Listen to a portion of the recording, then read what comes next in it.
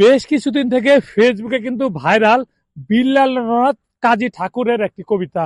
এই কবিতার বই প্রকাশের সাথে সাথে বাংলাদেশের বিভিন্ন কন্টেন্ট ক্রিয়েটার সেলিব্রিটি কিন্তু তার কবিতার বই নিয়ে কিন্তু বেশ আলোচনা সমালোচনা করতেছেন। আজকে সেই কবির সামনে আসছি, সে কিন্তু কবিতার একটা বই নিয়ে কিন্তু এই নদীর ধারে কিন্তু গবেষণা করতেছেন। আমি তার কাছে জেনে আসবো এই কবিতা কিভাবে সে আবিষ্কার করলেন, কিভাবে তৈরি করলেন, তার সম্পর্কে জানবো। তো তো ভাই, বিল্লালনাথ ঠাকুর কবি, আপনার একটা বই বেরোয়েছে চুদলিং পং এর গর্জন। তো আসলে এই কবিতা কেন, কিভাবে এই কবিতাটার বই তৈরি করার জিনিসটা আপনার মাথায় আসলো? আমি একজন ভাইরাল মানুষ। আমি কবিতা লিখবো, গল্প লিখবো, এটাই তো আমার কাজ। আপনারা দেখবেন, টাকা দিয়ে কিনবেন, এটা আপনাদের কাজ।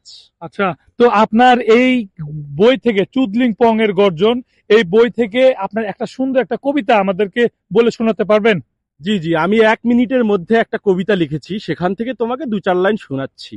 আমার কবিতার নাম, নাম আমার বাঘা। লিখেছেন আমি নিজেই। নাম আমার বাঘা, ধরেছে আমার হাগা। হাঁটতে গিয়ে দেখি মুতে ফেলেছি।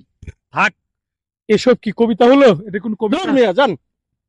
আসলে এসব ভাইরাল ভিউ ব্যবসায়ী কবির জন্য বর্তমানে যারা সাহিত্যিক আছেন, সত্যিকার অর্থে যারা গবেষক আছেন, তারা কিন্তু বাংলার মাটি থেকে ধীরে ধীরে বিলীনের পথে।